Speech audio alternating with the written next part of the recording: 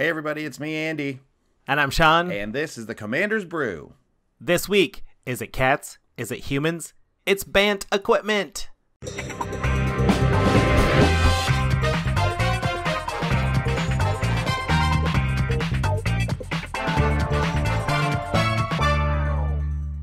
Hey everybody, welcome back. It's episode 147 of the Commander's Brew podcast, coming hot off the tails of GP Toronto. Sean, how are you doing? Less than 24 hours ago, we were at GP Toronto, just probably waiting for a draft pod to fire or something like that. Yeah, that's true. That's right. I think we were in a draft at this point. I love GPs. We are loving GPs. We loved GP Toronto. We saw so many people. We played so much Magic. We even played Commander this time around. We drafted so much Dominaria. I feel like we are not figured out completely, but we figured out how to draft Dominaria going. I am now Pro Tour level drafter of Dominaria. Absolutely. Because I did 4 drafts in a row, so I learned everything there is to learn. We know everything now. We figured it out. It's solved. Solved. Completely solved. Not quite at all. Not quite. But what a good time it was. Welcome, everyone. This is a big episode of the Commander's Brew podcast. Not only do we have a bit of a GP Toronto report, we've got a really great deck.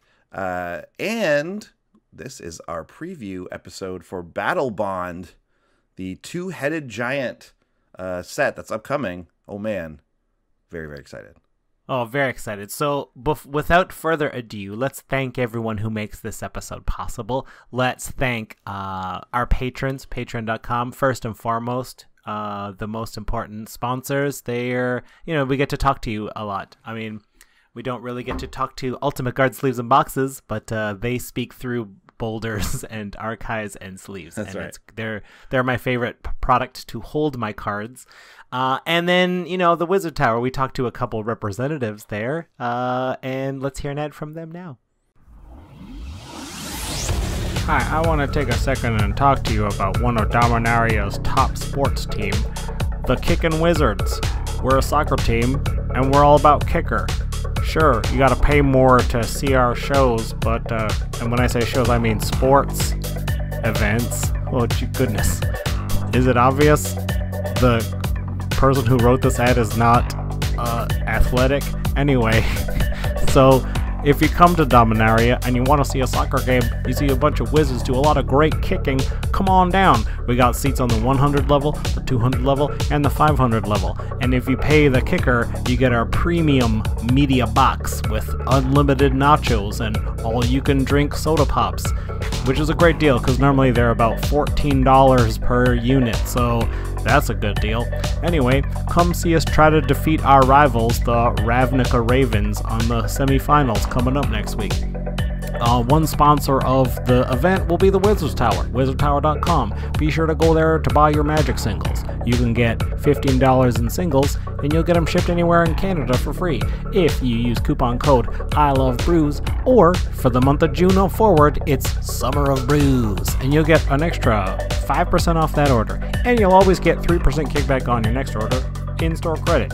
So, go on down to use them, come on down to our arena, stadium, whatever we call it, and kick it up. They sound like, it sounds like that was good. It sounds like everything worked out there. Yeah, I mean, I guess there needs... We don't often think of the leisure activities of these planes we go to. We assume they're always in the middle of chaos and there's war, some battles out and things like that. But let me tell you something. It's going to work out just fine because there are sports and games in these places as well.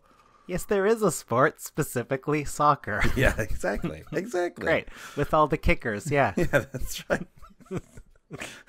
Of course, yes. It's a set full of kickers. They're probably playing football, although you can't really play football with only kickers, so yeah. No, a lot of that trick play only works once. Yeah, exactly. The fake punt. If you want to see real punts, you can go to our Twitch page. Nice segue. For real punts, Yeah. watch twitch.tv/commandersbrew That's to right. see us try to draft and punt all over the place. Punt a lot of victories away, but also sometimes win. We did get our first trophy on stream very recently, and it felt great. And now that we're pro level drafters, yeah, we were in the same event as Reed Duke, Paulo Vitor Dama de Rosa, Jerry Thompson, Seth Manfield. Yeah, we were in an event with those guys. Not the main event, not the actual main event. No, the we team were trios. in... No, not that. We were in a big sealed, a bounty sealed at GP Toronto. What fun we had. Let's talk about that for a second. Yeah, let's talk about that. Man, GP Toronto. So, Commander's Brew, we're growing up. We're growing up a little bit. We were invited to be on the bounty event. So it was the sealed event where if you meet like a bounty player, aka me or Andy or Seth Manfield, and you beat them in sealed, you get bonus tickets. Because, I guess the idea is that like it's tough to beat these people, or in our case, I'll speak for myself. Not that tough to beat me. Yeah. Although my deck did pretty good. I thought I had a bad deck, but I went 2-1 in that thing. Yeah, I did all right too. I managed to take my game, and then I actually had to split. I had a show that night, which was a real bummer because I didn't want to leave, and I thought I was going to be able to stay for more of it, but it turns out the event started a bit later than I originally thought. But anyways, which makes it a true bounty event because people had to go chase Andy down in the city and find him in person. Yeah, and you had get those tickets. Freeze me in carbonite and bring me back to Jabba the Hutt. Yeah. We also did the spell slinging during the day, where we were sitting next to Wedge and Milo the Gathering. If you're not familiar with those YouTube channels, you should definitely check those out. Yeah, the Manosaurus and Milo the Gathering, very, very good. Yeah, we were just kind of spells. We were playing some Commander against anyone who wanted to sit down opposite us. We ended up doing two-headed giant style just to keep the event moving, so that we wanted to play more people rather than just play a couple people a couple times. We wanted to play as much as possible, and we played a lot of games. There were some fun games. We had some fun games. We also had some games that ended on turn 3. Because people Power Artifact Basalt Monolith. We got Power Artifact Basalt Monolith with an Una out twice in that event from two different people. Different players. Yeah, different players that happened. I also ended up resolving a warp world, which caused our opponents to flip over a Phage the Untouchable, which caused them to lose the game right away. Yeah. So like that warp world we won on resolution. We had a long match with new, and I'm going to say it, friends of the show, Phil and Bailey.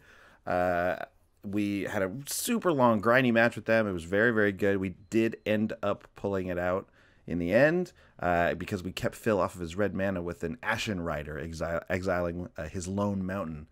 And he had already at that point resolved a approach of the Second Sun. So it was getting there. Like we were tight. So getting rid of that mana was an important part of that game. Just waiting till he got 7 mana. Yeah. Could we beat them before they get 7 mana? And I don't think either of us were running blue, so we couldn't have we had no hope of a counterspell or anything. No. Yeah.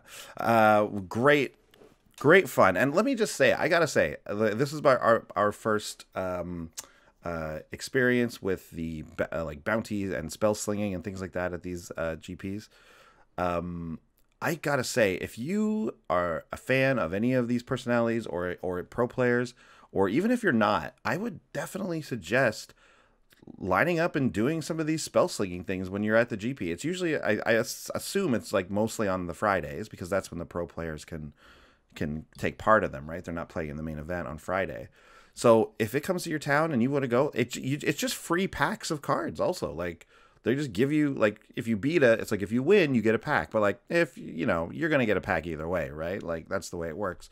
It's just, just to be nice or whatever. So like come sit down. Wedge was playing this really great game, like based on Pai Gao, which is like that card game. But it's like you split you each open a pack. It's basically pack wars. You each open a pack.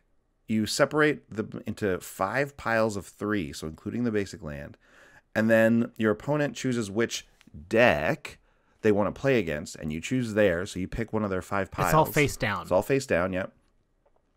And then you play that 3-card hand as if you had infinite mana, and you don't die from drawing with no library. Like these are the. So then you basically just like play 3 cards, and can your 3 cards beat their 3 cards? And there's plays in Dominaria where like, okay, fight with fire just wins the game. Like, right? Like that's 1 of 5 games you will win if you get Unless to go first you in go that game. second. Yeah, and they have one as well, right? Or they have a Crozen Druid and they gain 10 life. Yeah, so exactly. they're at 15, Yeah, and yeah. then you take them back down to 5. And you're like, well, we're back to where we started. It was a fun thing. It was a way to like open a bunch of packs and like play a fun game that was really short, so more people who are in the line could get in there and play. If you're a standard player, modern, anything like that too, it's definitely worth it to come in and play your hand against like one of these pro players, right? Like sit down and play Reduke and see if you can beat them with your deck, and maybe even ask them for a tip or two while you're playing. Like great fun. I can't recommend it enough. And honestly, like I was like, wow, this is really good. This is a really cool thing. I would definitely do this. So yeah, thanks to CFB for getting us in there. We really appreciate it. And hopefully we can do this at upcoming GPs as well. I'd love to. It'd be great. Yep. So great. Yep. Okay, so that was the GP Toronto report. We had a lot of fun drafting Dominaria, also just wanted to say. And if you haven't already and you're a limited player as well as a commander player, draft blue. Okay. Straight up, draft blue. I like blue-green. That was what I was doing when I was winning. When I was winning, those were the colors I was in. Yeah. You're a Simic player. Yeah, I'm a Simic player too, so I guess maybe I have a natural lean towards that. Okay. Should we talk about BattleBond previews? We gotta talk about our BattleBond preview, of course. So what we know about BattleBond is it's meant to be like a 2-headed giant format. That's right. It's not going to be released as like a regular block set. Right. So it'll kind of be like a conspiracy-esque kind of thing. It's one of those like supplementary things. You're going to probably... Are you going to draft it? I don't know yet. We don't know yet. Presumably you could draft it, but how do you pick who your 2 heads are? I don't know. But... No, there's draft. It is draft. In 2-headed giant draft, you and your teammate pick 2 cards at a time, so you can always take the partners together. So these new partner cards, right, that have been spoiled. So the Peer, I'm guessing, Imaginative Rascal, and Toothy, Imaginary Friend. Those are the 2 cards that have been spoiled from the mothership. If you open them in the same pack, you can. Well, they will be. They always will be. That's the thing. Oh. Yeah. These these ones are seeded, the ones that are partners like that, right? Oh goodness. Yeah, so I guess you sit down to a is it a 4-person draft with 8 heads? Is that how it's going to work, I wonder? I don't know. I am looking and trying to see if that's how it works. But anyways, it doesn't really say. But it is drafted. You will be drafting it, and you will draft it together with your partner, which is really fun. So draft aside, though, it's a multiplayer format, so that is just golden for us commander players, because so many of the cards will refer to multiplayer games, will have effects on different people. That's exactly where we want cards to be. So our preview, 2-headed giant or multiplayer commander, I think it's a doozy. It's going to be a good one. Yeah, this is looking a lot like the Conspiracy sets, and like Conspiracy had some good commander stuff in it, but like I think Cube players were really stoked about Conspiracy because they had a lot of cards that affected the draft portion of it, right? Yes. And that was really great. People were putting those Conspiracies in their cubes and the Draft Matters cards in their cubes and stuff like that. I think that's going to be this for us, right? This is going to be a draftable set, a supplementary set that is meant to be played by everyone, but really then you're going to take these cards and you're going to put them in commander decks. Right, because Conspiracy had no new cards. It was all reprints.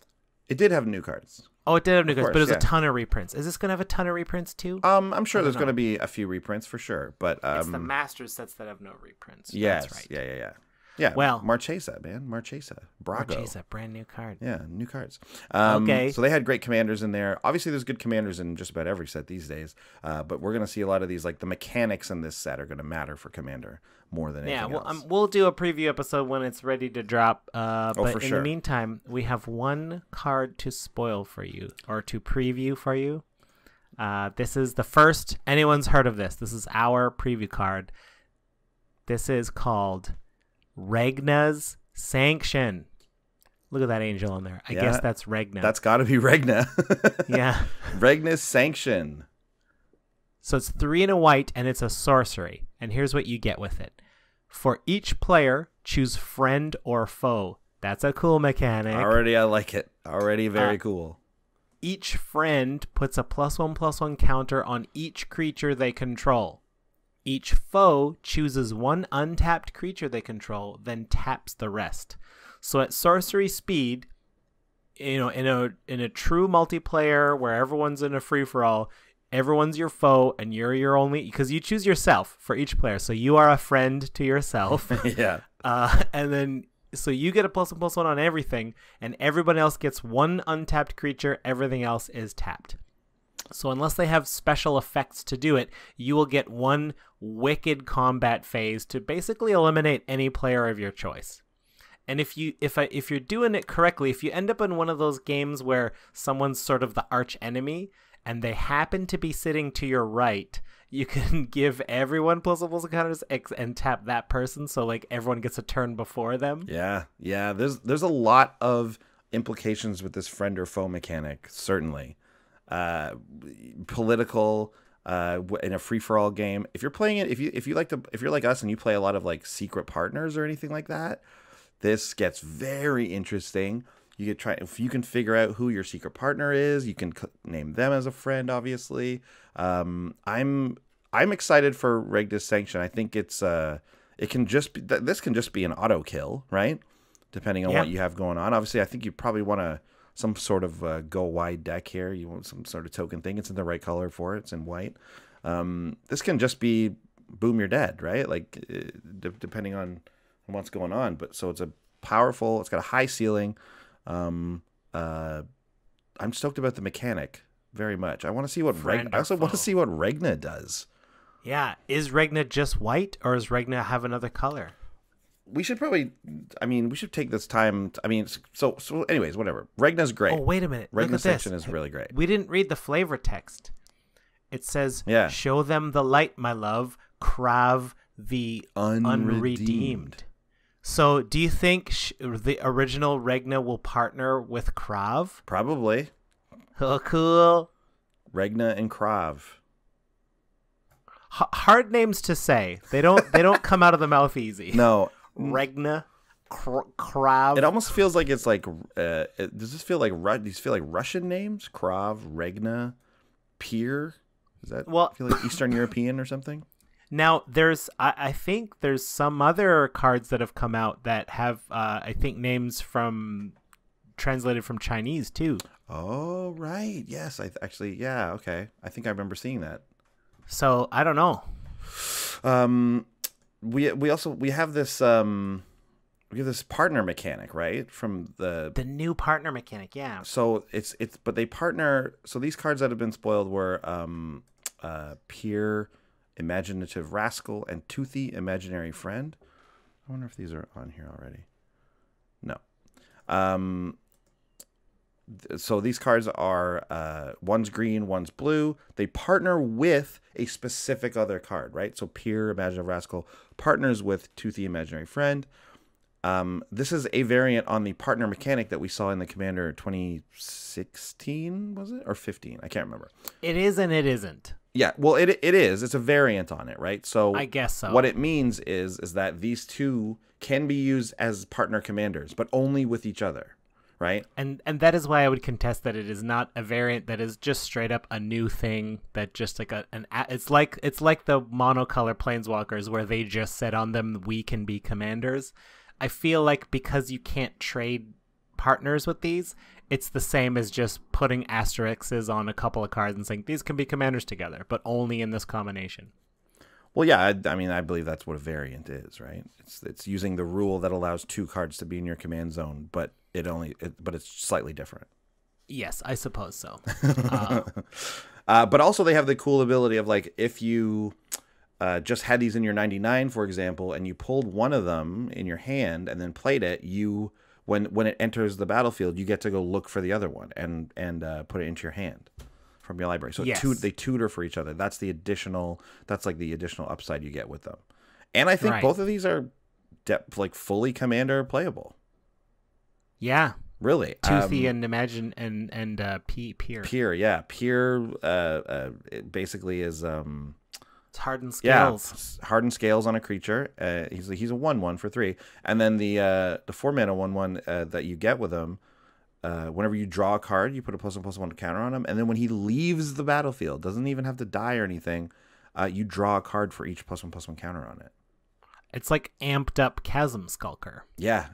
Except for getting tokens, you get cards. I think this is good, and as a Simic player, I am excited about them. I think they're great, and I gotta say, maybe as our sort of final thing here, I just looking at Gavin Verhey's article about BattleBond. The art in BattleBond is really neat. It's got a slightly more like comic book, I wouldn't say cartoony, but like a comic book kind of like look to it. It's almost like there's some like thicker like lines involved or something. I think it looks great. I think it's wicked. I'm way into it. Anyways. Yeah, agreed. Very into it. Very excited to see what kind of things they have for Commander. So, shall we get to our regular episode? Oh, yeah. Let's get into it for sure.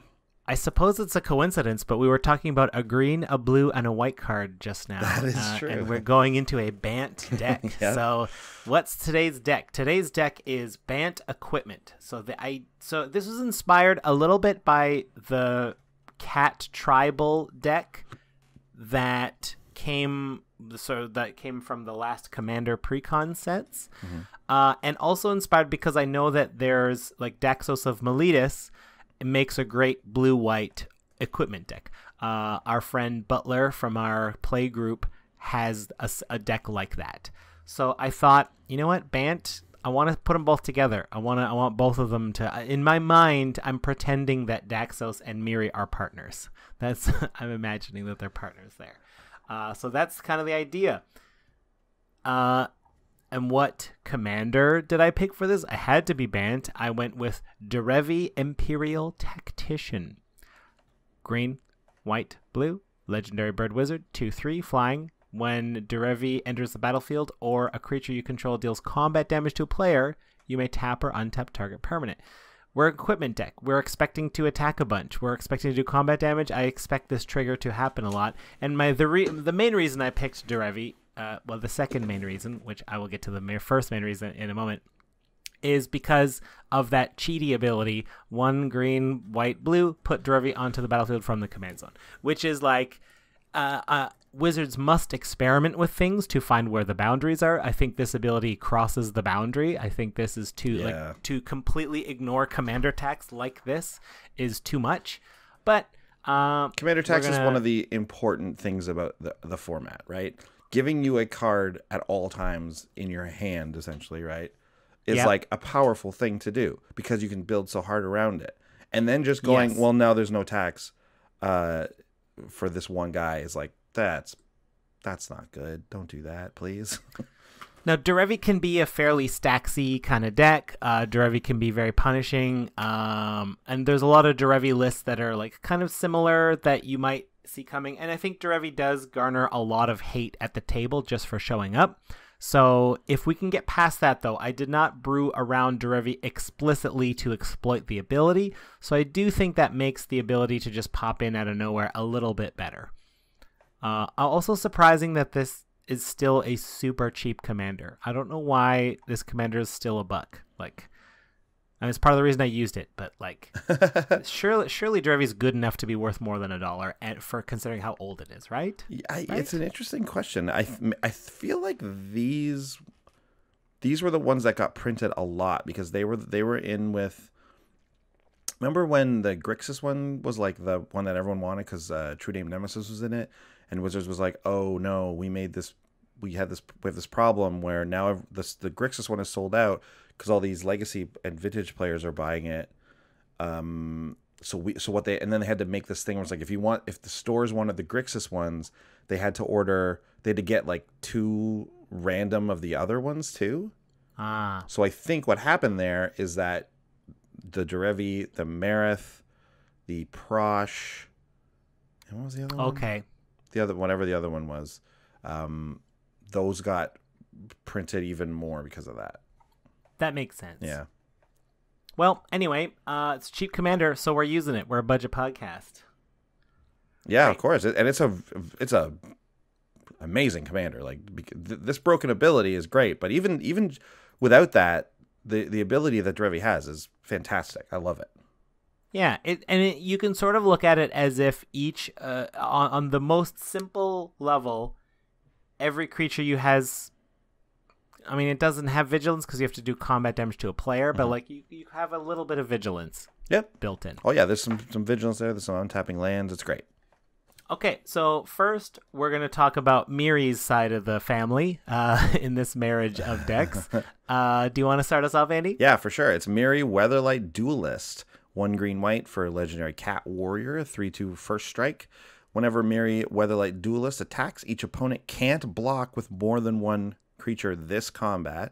And as long as Miri is tapped, no more than 1 creature can attack you each combat.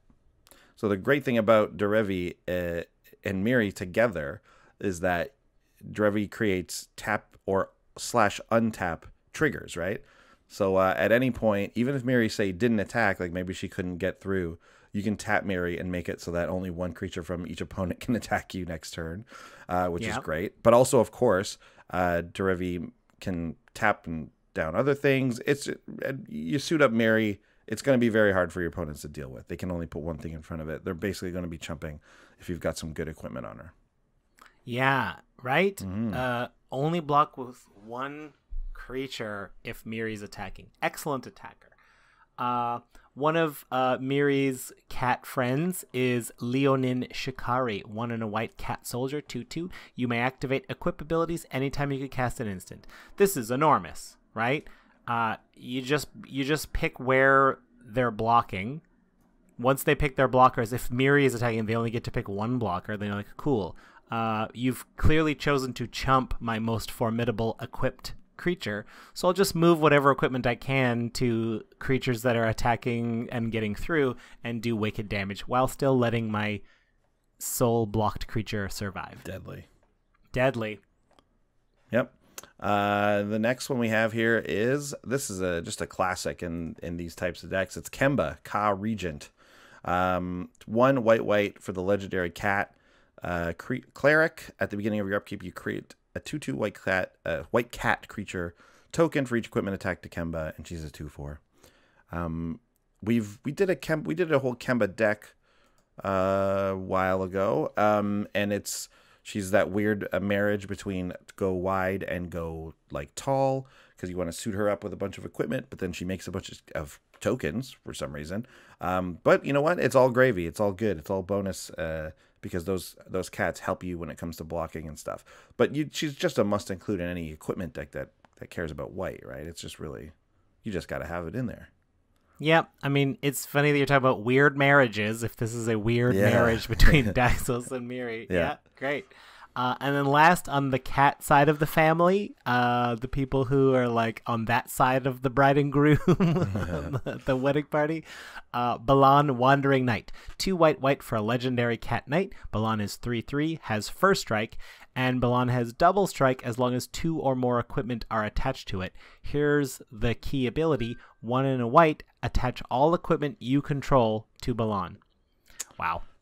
Yeah, I mean, it might not, like, to me, when I saw Milan at first, I was like, well, double strike is good and all that, but like, am I really going to want to put all my equipment on this like random cat guy? Like, he's not my commander, like, you know what I mean? But just think about it, like, all the equipment you have is probably, like, on average in these types of decks, you'll probably get, let's say, 3 4 out at a reasonable time in the game. I'm not talking about like right at the end of the game. You might have all your equipment out or something, but usually there's a couple things that will destroy some of your equipment or something like that. So you get 2 or 3 things out. If one of those things gives like trample or like lifelink or even death touch or something, like these equipment exist, this guy is just completely super difficult to deal with.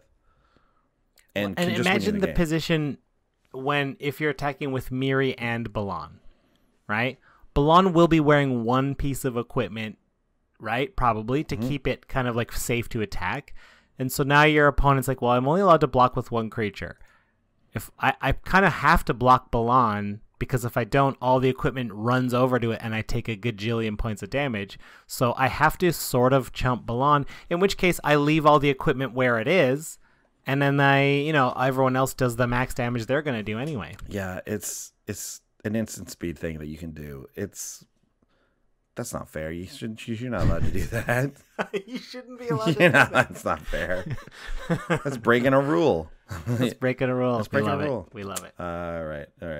So thank you, Cat family, for coming to this weird marriage. And then let's speak about the human side of things here. I forget who read the last card. I never would have thought Daxos of Miletus was the kind of weirdo who would want to marry a cat.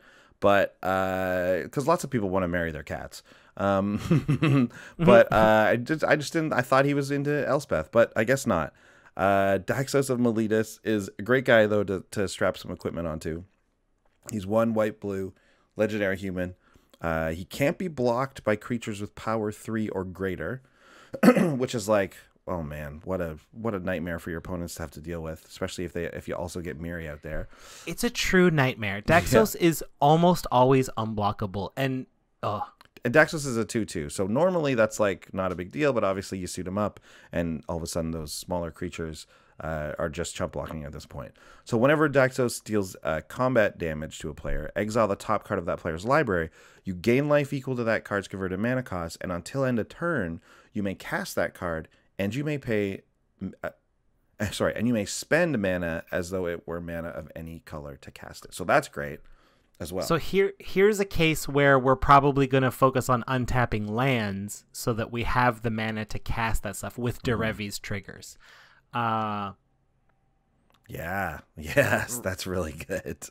Right? That's cool. And then Daxos, because Daxos starts as a 2/2, and realistically Daxos is always bigger than a 2/2 because of equipment. It's almost a free attack, because if your opponent has a low power, high toughness creature, Daxos is fine. Daxos does not need to worry about that. The only exception would be like little 1-power death touchers. That's the only time Daxos has a problem, and that's if you haven't already given Daxos first strike, and he'll probably have first strike. Yeah, there's lots of equipment that's granting that these days. Oh yeah. So who does Daxos have in his wedding team? His wedding party. I think Daxos' best person is Dantha Capuchin Paragon, 2 and a white, legendary human knight for a 2/2. She has first strike, vigilance, and lifelink, and aura and equipment spells you cast cost 1 less to cast. That's great. That's great. Yep. That is the equipment. Sorry, that is the rules text that is most often ignored, I think, in Dominaria. Limited play. I guess most often, yes, for sure. Because I always forget that it's there. Because I'm just I did that. I ran her in a deck that also had dub, and I paid full for dub, and I was like, I should have paid 1 less. Yep, should have paid 1 less. But the first strike, vigilance, lifelink, being native to Dantha, and then putting anything on her is just pure gravy, right? Like, give her something with trample or something like that, and really boosts her power toughness, and she also becomes a great threat, but also is just an amazing card to just sit there and have your aura and equipment, or rather just your equipment in this deck, I guess, cost 1 less. Yeah. What do you keep knocking over there? That's my glass. It's I'm gonna move my glass somewhere else because I wanted to type something and I hit it over. Okay. After Dantha, we have Audra Lunarch Marshall. What? Yeah. Yes. I'm pretending this is Daxos' dad in this. Yeah, okay, that makes sense. Audra Lunarch Marshall is the 3 and a white legendary human soldier and is a 3/3 that says, at the beginning of each combat, creatures you control gain first strike until end of turn. if a creature you control has first strike. And the same is true for flying, death touch, double strike, haste, hexproof, indestructible, lifelink, menace, reach, skulk, and trample and vigilance. Skulk. I love that skulk is now an abandoned keyword, basically. And they're like, it's not good. We're not going to use it again, really. And Audra is like, what? You guys don't want skulk? No one wants skulk. You sure? You can have skulk. Yeah. Only one of you needs it. I can grant it to everyone. Yeah. Skulk, I forget what that even is. You can't be blocked by something with bigger power than it, right? Yes. Yeah. Yeah. So power equal to or lesser than can block it, I think. Yeah. So I mean it is, I mean, we have no skulk in the deck. It'll never happen. But skulk, the thing about skulk is useless because if you make the creature big, then everything can block it, I think. Yeah. I guess it's better for like little sneaky decks that just want to sneak people in. Yeah, that's what you want to sneak a lot of little guys in, right? Yeah. Anyway, equipment is great for throwing keywords around on creatures. Dantha herself has 3 of these keywords, so Audra just locks up the team. Yep, absolutely. Yeah. And so every good wedding will have a gift registry. It's like where you know to get gifts for the bride and the groom. Right. So here's 3 cards that work very well as a gift registry card. Also, let me just say, sorry, I can't remember if you said it or not, but Derivi is like what, the officiant of this wedding? Derivi is the officiant of this weird wedding. Yes. Okay, good. Okay. This wedding metaphor just kind of happened as we started recording. I didn't think of it this way beforehand, but now I'm running with it. But now I noticed you took the time to type out gift registry in the notes. Yes. As if you couldn't have just said it. This next category used to have a boring name, but now we're calling it gift registry. Okay. So Tituba Benthic Druid. Oh, I love Tituba. Tituba is amazing. Tituba is a merfolk who was invited to, and who says she's a 3/3. Whenever a land enters the battlefield under your control, you gain 1 life and draw a card. That's a gift to you, the player. 1 extra card every time you play a land. Tituba is probably going to be a commander staple. I mean, I know that if you're running green and blue, I mean, maybe your deck is too tuned and you just don't have room for it, but it is such a strong card. It costs 5 and it's just constant card advantage because not only you're going to play a land every turn and you're going to draw a card, which makes it much more likely to play a land every turn because you probably drew one in your 2 cards. So it just keeps itself rolling. It's a fantastic card. Your opponents will have to waste removal on it because it's just too much value over time. But I think it's also kind of not like maybe they're just like maybe they think it's not worth wasting removal. I'm not sure. It's a very interesting card. I love it. It also turns your late ramp spells into draw spells, which is huge. Fantastic. Yeah. Like all of a sudden, a Sky Shred Claim draws you 2 cards. A Cultivators or whatever, Cultivate rather, gets you a card and probably gets you 2 with that other drop. Just great card. Saw her a lot this weekend at GP Toronto, drafting Dominaria, that's for sure. She definitely won me some games. Big time. One against you, I believe. Yeah, but it's so oppressive to face a player who has Tituba because it's just like you're doing 2 things every turn. Your mana, you just keep getting more mana, and I know you're drawing gas at the same time, whereas I'm just playing 1 card per turn. It's not fair. Not fair. It's not fair. It breaks the rules. It's not fair. Yeah. But it is definitely also that good in Commander. We can even abuse it even more if you're talking about bouncing lands and things like that. If you're playing the dual lands, things like that, or whatever, the double, you know what I'm talking about. What are they called? Yeah, the bounce lands. The Ravnica bounce lands. There we go. Also, we ideally we would like to be given gifts, right? Yes. Ideally, that were bought on a registry or at a store. But I mean, sometimes you have the less honorable, I suppose, members of your family who will come and bring you gifts that they stole from people. Thada Adele, Acquisitor, 1 blue, legendary Merfolk Rogue with Island Walk is a 2/2. And whenever that deals combat damage to a player, search that player's library for an artifact and exile it. Then that player shuffles his or her library until end of turn. You may play that card. So she goes and steals people's soul rings and equipment, and then you get it. You get to cast it. Yeah, I mean, I like to assume that, like, if you're coming to the wedding, you should bring a gift. It's bad form not to. So if they forgot to, I think it's fine to use Thada Adele to kind of force the issue. Yeah, okay, there you go. That's great. That's a nice way of putting it. Yeah. And then last up is Sram Senior Edificer, 1 and a white, a legendary dwarf advisor, 2/2. Whenever you cast an aura, equipment, or vehicle spell, draw a card. He sort of just gives you more gifts, right? When you bring a gift, get a gift. play an equipment, get another card. SRAM's great for getting you gifts. He's like the rich, weird, like, I don't know, uncle or like neighbor that your parents has who's like, we invited them to a wedding just because they are super loaded and are known to give really crazy wedding gifts. Yeah, we like them for their money. SRAM will come and be a great addition to any wedding. Yeah, and look, he's standing in front of like a cool city model anyway. It's like, oh, neat. So these are actually, I would argue that these are more the people, like the guests at the wedding. Oh, these are guests. Yeah, that's a good guess. That's a good. I would argue that the category we just did are the wedding guests, and yes, they are bringing gifts, of course. Yes. And then the other people, you go home after the wedding, and then like maybe the next day you open the gifts, right? Yes. You open the gifts. Yes. You have the gifts in your possession, and why don't we take a look at some of those? Okay. So first one. Yeah, Sword of Vengeance. 3 generic for an equipment. Equipped creature has +2/+0, first strike, vigilance, trample, haste. It equips for 3. This is maybe the all around just best piece of equipment in our format that isn't like expensive. This is probably the best piece of budget equipment that exists. It's not fast. It costs you 6 total to do, but it gives your creature first strike, which is huge, haste, which is also huge, and trample. And these are the best keywords to put together. Vigilance, because it's a multiplayer format, so now we have our creature back for blocks.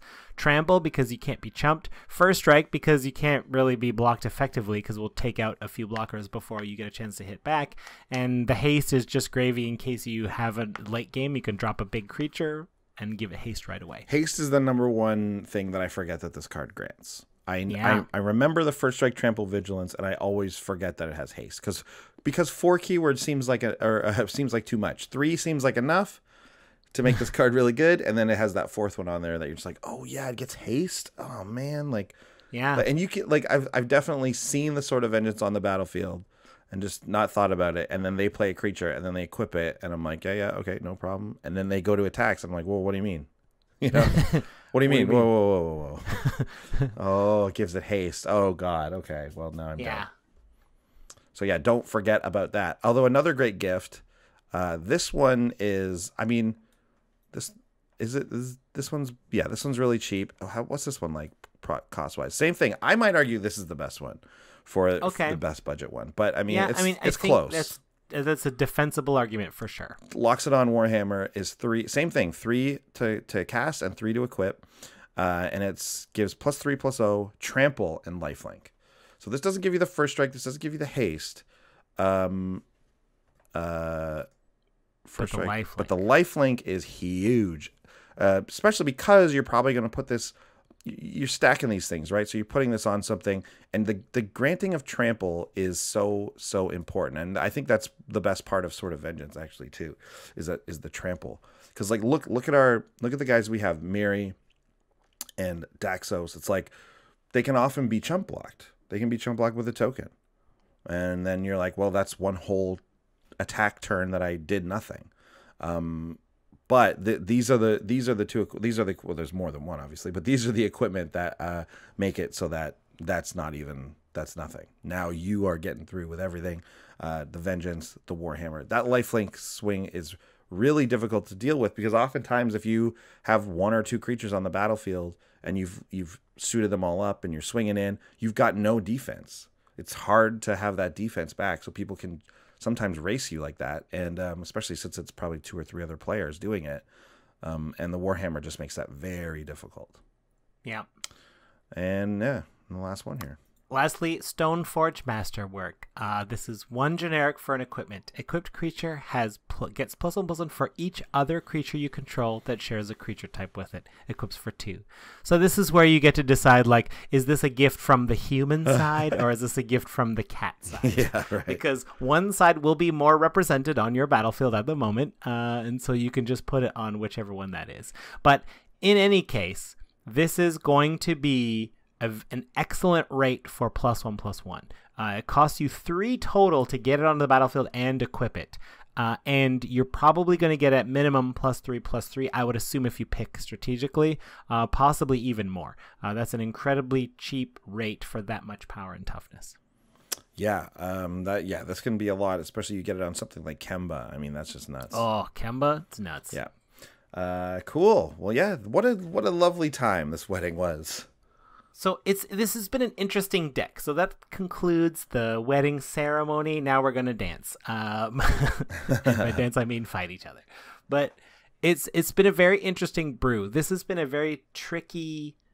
This is a tricky deck to do on budget because a lot of cards are like $2 or $3. There is not a lot of redundancy in the equipment world of cards. There's a ton of redundancy in big creatures, a ton of redundancy in +1/+1 counters, but in equipment matters there's not a ton, so the cards become more valuable. So I had to, when we get to the budget section, this should be interesting, but there's a couple of things I wanted to do differently, could not do it, but I think we'll see that as we go on. We're gonna do the 3 stars of the deck. What would that be in a wedding? The speeches? The 3 speeches. Yeah, the 3 speeches. Each from the side. Yeah, each from each side. Yeah. All right, so from the human side, their speech is Finest Hour. 2 green, white, blue. For an enchantment that has Exalted.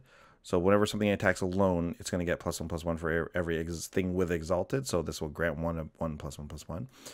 And then whenever a creature you control attacks alone, if it's the first combat phase of the turn, untap that creature. After this phase, there is an additional combat phase.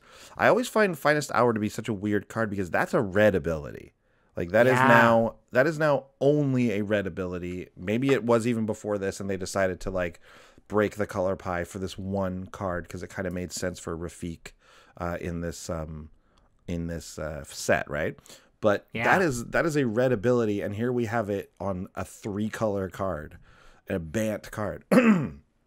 So super powerful to have in these colors, obviously. And this is like one of the big payoffs you get in decks like this for using Bant. Yeah, so if you have a creature with tons of equipment on, I'm fine attacking with it by itself. It gets +1/+1, and on my second combat phase, I'm allowed to attack with everybody, right? Once I've earned it. So it's like I get a second free hit from my biggest creature. And then once we have like Milan and all these other like moving equipment around shenanigans, it just makes it much crazier. Oh yeah, it's wild. Second star of the deck, Blackblade Reforged, one of the greatest gifts. It's from Dominaria. We love it. It's 2 generic for legendary equipment. Equipped creature gets +1/+1 for each land you control. Equip legendary creature for 3. Equip regular for 7. So this makes creatures ginormous. We talked about the Stoneforge Masterwork and the rate of +1/+1 counters for the value. It's not worth what you're getting for 7 equip. I mean, it's probably worth it because you're getting a ton, but it's way too expensive. But if you can pay 3 to get probably +8, +10, +15, that's very wild. good. Yeah. And we know Daxos, Miri, Derevi. We have a couple other legendaries in there that we didn't get to talk about. And we also know that there's a couple of other cards. Like I didn't talk about it, but I have Brass Squire. I have ways to move equipment around without paying for it. So that just makes Blackblade Reforged amazing. Yeah, Blackblade Reforged is definitely worth it because of those types of cards, I think. And obviously, if you're gonna build a commander deck around equipment, you're gonna make your commander a viable target for that equipment. So I think Blackblade is like the type of card that you're just going to throw in anywhere in these types of decks. And rarely you're going to have to pay 7. If ever, I'd say. I don't know. Did we even really mention that Derevi is like a totally fine and completely desirable like target for all of these equipment as well. Like it has, Yeah, it because comes in it and has flies. flying. Yeah, exactly. Yeah. And like we can flash Derevi in at the last player's last end step if we see a flying weakness in our opponent's defense. Yeah, for sure. Yeah, absolutely. Okay. And the number 1 star is the Hammer of Nazan. Wow. Yeah, this is the speech that like maybe one of the parents gives that just makes everybody tear up because it's so beautiful. It's such a beautiful piece of equipment. We recently got Hammers of Nazans at GP Toronto, because when you go to the prize wall, if you like win tickets from like a draft or whatever, you can like, you can pick like play mats and like boxes and things like that. But they also have a bunch of cards, and Sean was quick to identify that Hammer of Nazan was there for a pretty reasonable ticket trade in. So we were like, oh, we want this card. So It's so good. we both snatched up a Hammer of Nazan. Yeah. It's a 4-mana legendary artifact that says whenever Hammer of Nazan or another equipment enters the battlefield under your control, you may attach that equipment to target creature you control. So just you cast it, it goes on something if the hammer's out. And then equipped creature gets +2/+0 and has indestructible, and it equips for 4. So not only does it protect whatever creature it's on, it just gives the ability to just automatically get all those equipment that you've cast to just land right on top of them. Blackblade Reforged, put it anywhere. Yeah, it's like, you know how when Thor holds his hammer and when he throws it and then it comes back to him and he just catches it again? It's like that, except he does that with every other equipment that people throw in the air. Yeah. It's like Captain America throws a shield, Thor gets it. It's like someone throws like a sword, Thor gets it. Someone else throws like a stick, Thor just gets it. And he's got like 8 arms and he's catching all these things because he just gets them all. But, I mean, that analogy is hilarious, but they don't all have to go to Thor. You can send one sword to Captain America if you want. That's right. Yeah. Right? Yeah. It's so good. And we didn't talk about Nazan himself, but Nazan, if you cast Nazan, you get to tutor up the hammer, which Nazan is in this deck. You get to tutor up the hammer and put it straight onto the battlefield and therefore equip it to something. And so, like, if you have a Dantha, perhaps, and your next equipment is cheaper, then that automatically equips as well. It's just...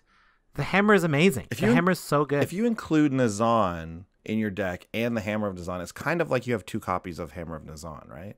Yeah. Yeah. It really is. Which Since is great. it's the first star of the deck, that's amazing. Yeah. And I'll remind you that Audra can spread that indestructible around to your whole team. That is correct. Yeah, good call. Wow, I like this deck a lot. I've been looking to put an equipment deck together. It's one of the like sort of commander archetypes that I don't have. I really backed off of anything resembling a Voltron commander a long time ago. And lately, there's been so much cool equipment that I'm just like, man, I think I want to get an equipment deck going. And, maybe this is it. Maybe this is it. Maybe this is it. Let's talk about some surprises and discoveries. Oh, yeah. I don't have a Derevi deck. I imagine this is no surprise to any Derevi player, but Stoic Angel, 1 green, white, blue, flying and vigilance. Players can't untap more than 1 creature during their untap steps. Derevi gets around that. We can untap as much as we want as long as we're getting hits. And since our opponents are only able to attack with 1 anyway, that's not going to be a huge deal. If Miri attacks, right? So it's like, well, whatever. You got a bunch of blockers up. This is the best thing to cast after our players have tapped a bunch of their things. And I'll just remind us of our... preview BattleBond card where we can choose foe and tap our whole opponent's teams except for 1. That's true. Good. With a Stoic Angel on the field. I think our preview card goes in this deck. Our preview card does go in this deck. Yeah, you're right. I didn't plan it that way, but it does. So yeah, Derevi stacks is like a whole archetype that people play in competitive EDH, and like it's less a casual thing, I would argue. But I think actually that Stoic Angel is kind of the fair version of it, because having this like tap, they keep their things tapped ability on a creature is way easier to deal with, right?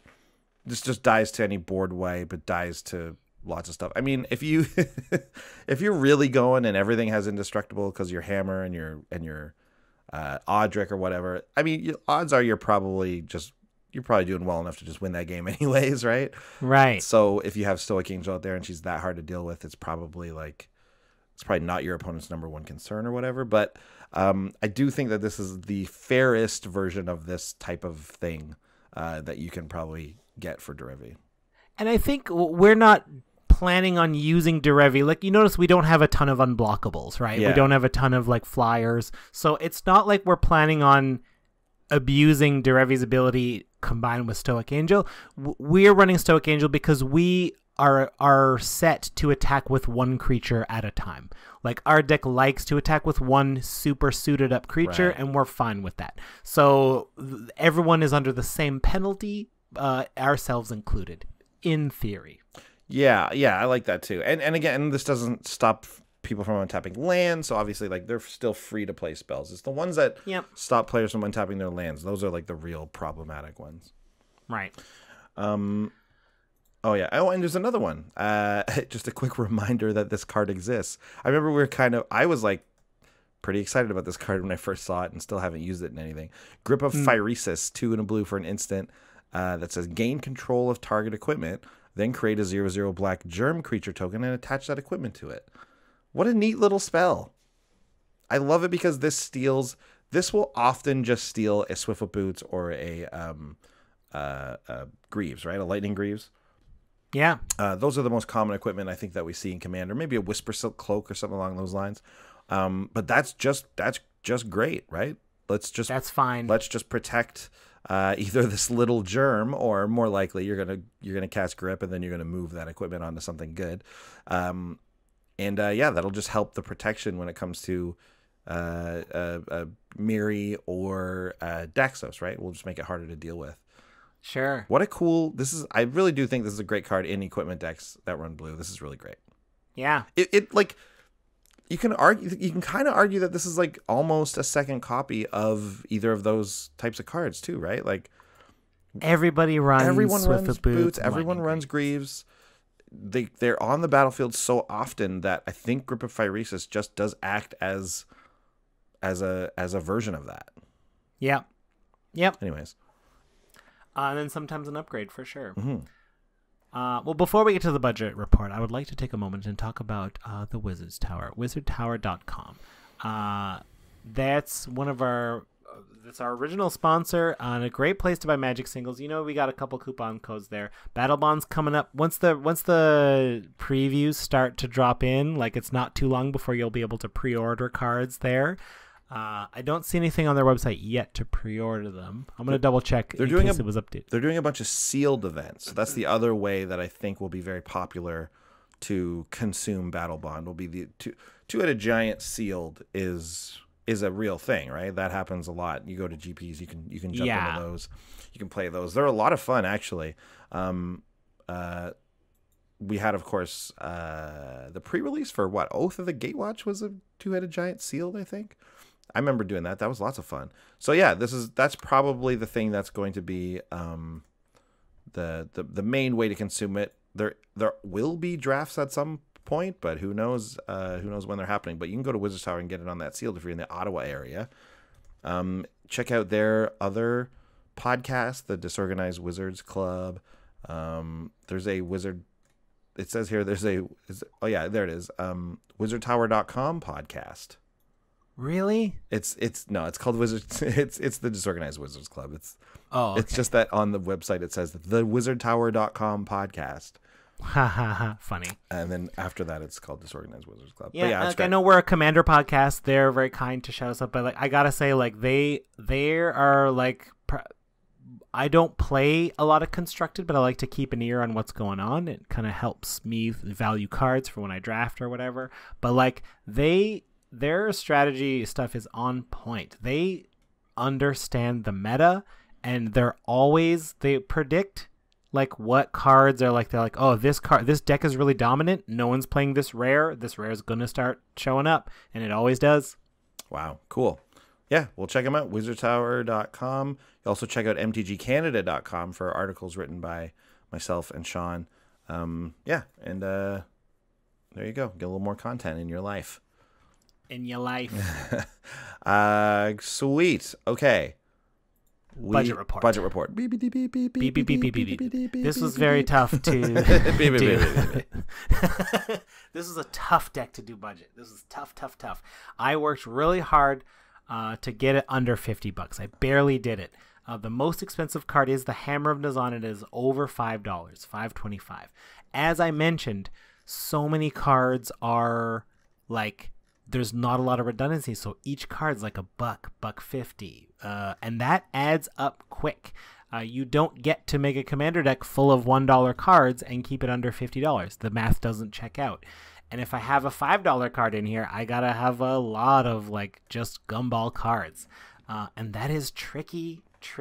But I worked real hard to keep it in. Hammer Nazan, it's the first card deck. It makes everything so much better, I think. And I think this card is only going to be more expensive. I don't remember what happened. I built this deck early last week, like at the beginning of the week, last week, in advance, because I knew I would be busy all weekend with GP Toronto. And I made it budget, and I looked this morning, and it was out of budget. Really? Yeah. Was it the hammer? I don't remember. I didn't do the notes, so I didn't like clock every individual card and its individual prices. Oh, weird. Yeah. Wow, that's movement in like a week time, hey? Yeah. Well, yeah, Hammer is on most expensive card in the deck, $5.25. Yeah. Next up, Miri Weatherlight Duelist. We talked about Miri. 1 green white for. Anyway, we know what Miri does. Miri is $3. Yep, and she's great. Got to have her in the deck. And number 3 is Finest Hour, which is about $2.50. Yeah. But a desirable effect. And if you're working with these 3 colors, obviously, you're probably looking at an equipment deck of some sort. This is obviously an auto-include in all the Rafik decks. So if there's any Rafik deck, this is in it, which has got to be the only reason it's more than $1. Yep. I think so. It's an absolute auto-include. Like, if you're running Rafik as your commander and trying to like win with him as a Voltron commander, you must have this card. Yeah. You simply must. Great. Let's take a look at the out-of-budget section. What are some things that you would like to include in this deck, specifically with these synergies, but they're outside of your budget? Yeah, I mean, real quick, no surprises at all here. I think the Hammer Nazan I put on this list again just to highlight that, like, I probably should have cut it for the way we do decks, but I didn't want to. It's too much. It's too good. Yeah, no, I know what that's all about. No surprise, any equipment deck with white's going to want Stoneforge Mystic. This is a $20 card.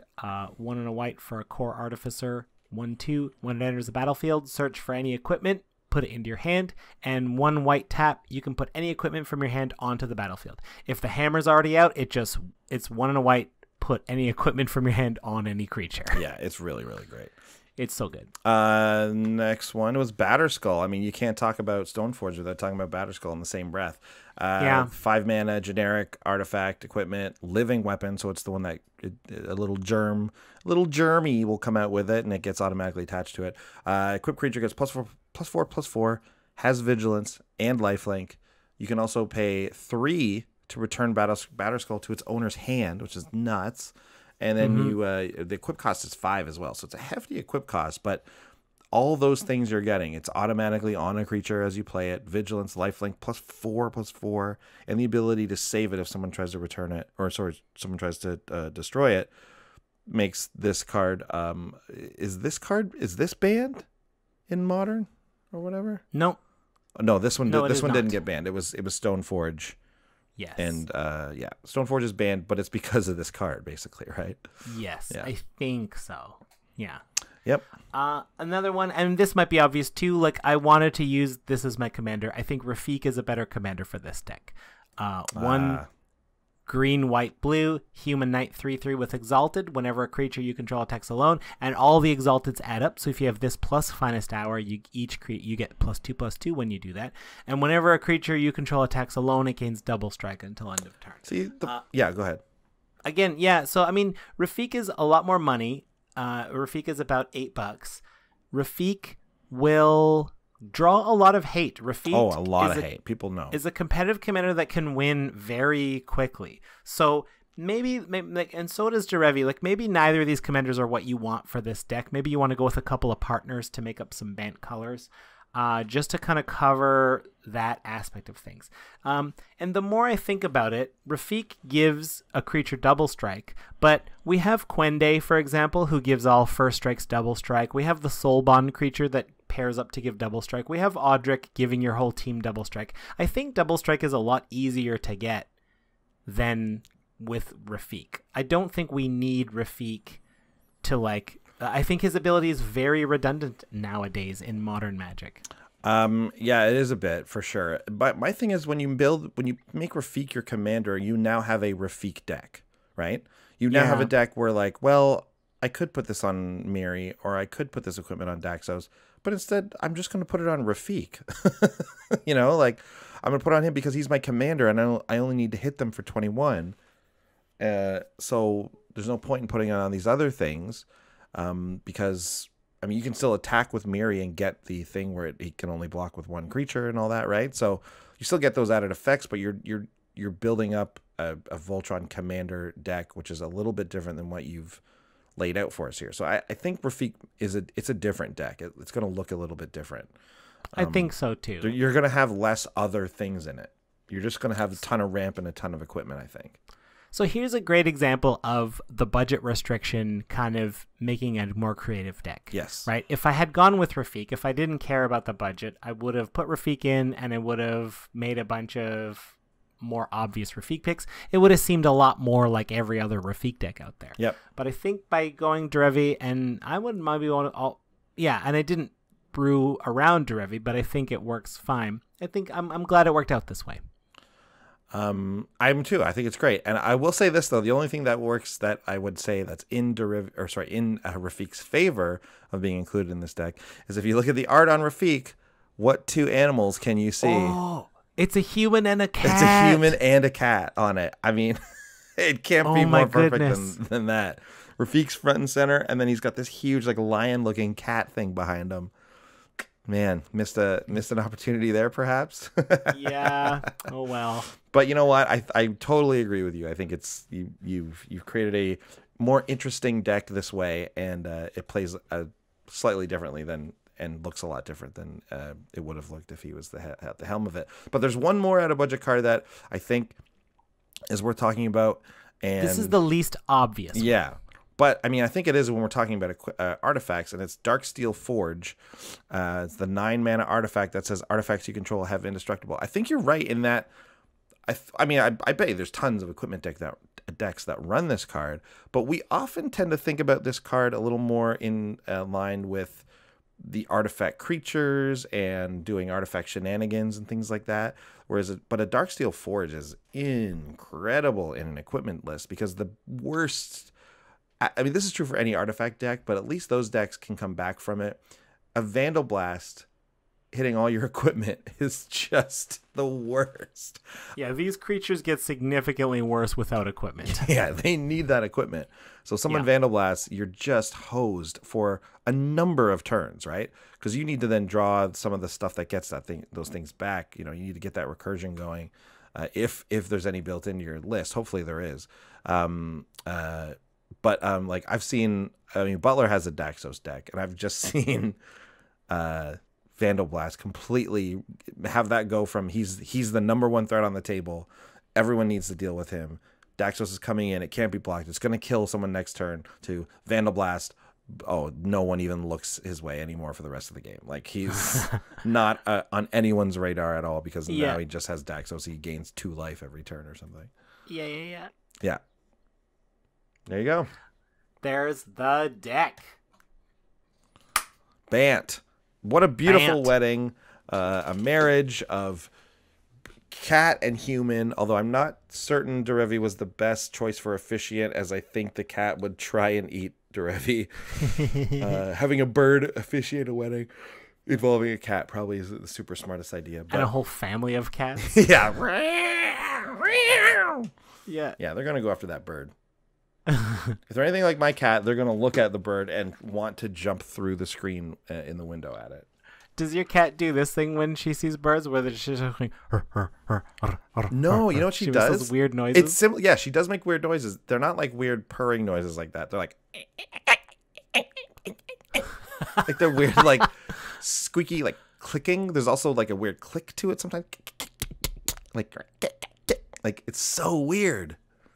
If your cat does that and you're listening to this podcast right now, hit us up in the comments of YouTube or reach out to us on Twitter and show us a picture of your cat doing that. I dare you. Oh, hard to get. I can get a picture of Leia doing it. I'll try and do it because she oftentimes sits beside me right here where if you're watching YouTube, you can see what I'm talking about. She sits right here, looks at the window, and whenever she sees birds flying around, she's so weird. And just before we wrap up, I just want to make sure we thanked all of our new friends that we met at GP Toronto. We talked about Phil and Bailey, spent a lot of time playing some Commander and drafting with those two. We met Wedge. We hung out with Wedge and Ranch and Brett. That was super fun. Kitchen Table Commander, Brett. Yep. We met Jack from Atlanta. We spent a lot of time with Erin, cosplayer. On day 3 she was Garrick. Julian? Is that his name? Julius. Sorry. Yeah, Julius, new listener, chilled came out over, with us hung while out. we were playing. While Sean and I were facing each other in a draft and just had a good sharing chat. some draft stories. It was great. It was great. Of course, Butler was there on day 2 of the GP. Alistair was there on day 3. Met some people as well. Those guys signed up, play mats. If you ever see us at a GP and one of those guys is around, they're both featured, and also Sarah. For some reason, if Sarah's there, although that's more unlikely. Those 3 are also featured on our playmat if you're ever interested in spotting those people as well. So that's fun. Yeah, and so we're gonna go to GP Vegas. So we love to just meet people. Please come say hi, right? Even if we're in the middle of a game, please interrupt. Please say hi. Come on over. It's not a problem at all. Yeah, I'd much rather say hello than have the most efficient turn possible. Yeah, absolutely. So yeah, thanks to all the people who came up to us, said hi, the people we drafted with, for that fun free draft we did there. That was a good time. Yeah. We didn't even talk about that. There was a free draft that our friends Phil and Bailey invited us to, and we were like, oh, let's put up a playmat as the prize thing, right? There's prize for the winner. And then Sean and I were in the finals. Yeah. So that was fun. That was very fun. We did not win our own playmat though. Don't worry. No. We passed it along. But lots of fun. Very good time. Next time GP Toronto rolls around, don't forget to come and have a good time. And otherwise, everyone else, we'll see you in Vegas. All right, please come by, say hi, get a sticker. And got Brews News coming up. That's the show for this week. We will catch you later. See ya. Bye.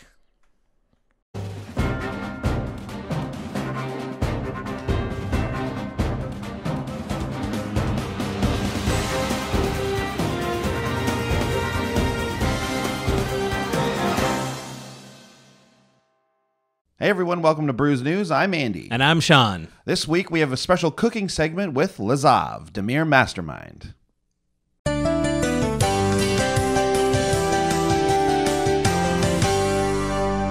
Thanks, Andy. I'm here with Lazav, Demir Mastermind, and this is a Cooking with Lazav segment. Lazav, thanks for being here. Yes, thank you for having me. I enjoy cooking foods. Okay, well, what do you have for us today? Today I'll be preparing one of my favorites, hot pineapple soup. Ooh, that sounds tropical. So explain to us, what are the ingredients in hot pineapple soup? I know a guy who makes this, but I'm sure there's a bit more to it. So, Andy, let me ask you, what's your favorite part of a pizza? I'm going to say the cheese. Okay, and then second favorite part? Ooh, I love pepperoni. Okay, but what about a Hawaiian pizza? What's your second favorite part of Hawaiian pizza? Second favorite part of Hawaiian pizza. Well, you know what? I want to say ham, but I got to go with pineapple. Yes. One key ingredient. Also the sauce. Where does that rank for you on the best part of pizza? Well, I mean, the sauce is easily the most ignorable part of the pizza, but that doesn't mean it's not important. You got to have a good sauce. Exactly. Now I've taken the best parts of pineapple's sauce, those are the parts, and combined them into a hot pineapple soup, aka Hawaiian pizza without the cheese or bread or ham. Okay, so this is just... It's hot pineapple soup. Okay, but it's just tomato sauce and pineapples. Yes.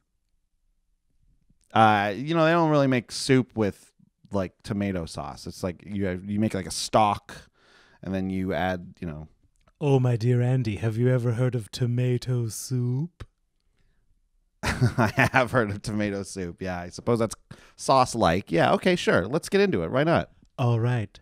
Now here's the recipe for hot pineapple soup. Now, when I cook, I like to sing a song while I cook. It makes cooking easier. There's a song that goes with this. Would you like to hear it? I'd love to hear it. Let's sing the song while we make the soup. Okay. So I've got with me the pineapples and the sauce. I'm going to combine them in this bowl and add heat. Here we go. We just have one of the pineapples. Let me make sure that we're working with good pineapples here. Good pineapples.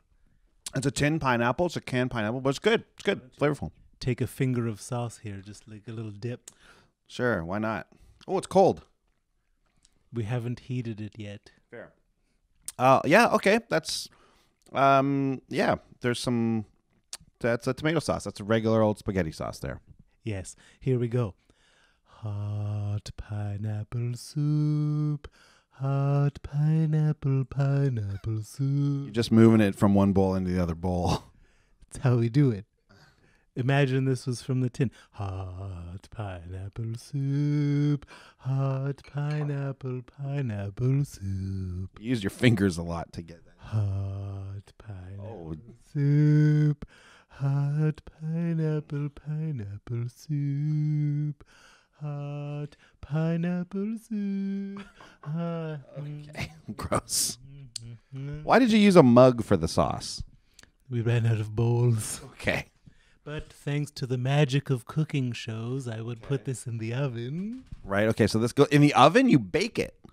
You bake the pineapple soup? No, it's in a pot on the stove. Oh, okay. So you boil it. You cook it like a soup. And here we have finished, warm, hot pineapple soup that we prepared earlier. And Andy, I want you to try it for the very first time. Oh, I'm good. No, this is how these shows work. You need to try it. Or I'll just have the Demir Guild poison you slowly so you live out the rest of your life in agony. I feel like this is going to poison me and make me live out the rest of my life in agony. Okay. Yeah, why not? So how often would you say you eat this soup? Whenever you want a late night snack but don't feel like going to get pizza. Okay, so when you're in the mood for Hawaiian pizza, but you don't want to eat the bread and the cheese and everything. You don't even want to finish this with cheese or even as just a garnish? I mean, that's a great idea. Maybe we'll add that to the recipe in the future. Okay. All right, here we go. Hot pineapple soup. Hot pineapple.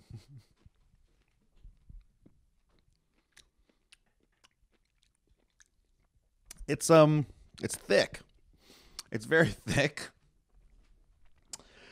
I like all the ingredients. But when things are what do they call it? Not the sum of their parts or whatever you say. Individuals.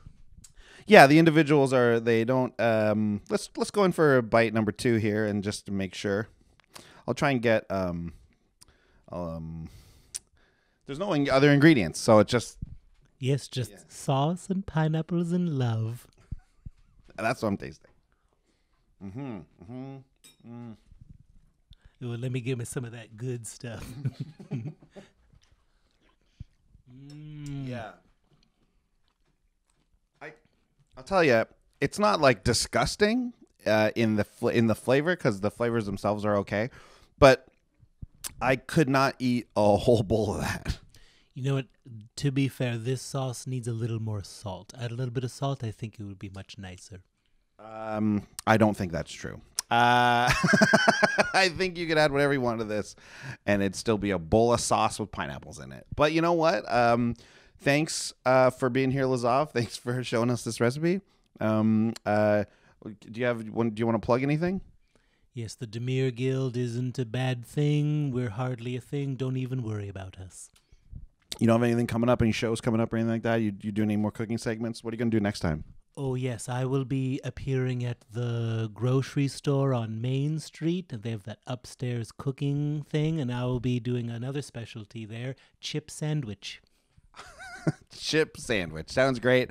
Thanks very much for making this gross soup, and we'll go back to Andy and Sean in the studio. It doesn't help that you touched it so Goodbye. Much. I didn't touch this one. No, not this one, but you did touch the other one a lot. Well, you know, it looks better for the camera, I think. Putting your fingers in the food? You tell me. Did you wash your hands? Yes. This guy lives in the sewer. Thanks, Andy, for that cooking segment with Lazov Demir Mastermind. Turns out I was right. Hot pineapple soup is pure gross. And I was also right in that other people can like other things. Yeah, sure. Next time I'm in the kitchen, I guess I'll just pour up a nice big bowl of ketchup and eat that too. If you wanted to, I wouldn't say anything. Okay, well, I think that does it for this. We'll pass the turn over to you guys. We're tapped out. Good night. Good night. If you want to contact us, I'm at Sean Tabaris. And I'm at Andy Holbone. Send us an email at commandersbrew@gmail.com. You can find out when we go live on Twitch if you follow us at twitch.tv. And if you care to support us on Patreon, check us out at patreon.com. And you can find our deck list on tappedout.net. And if we forgot anything, commandersbrew.com.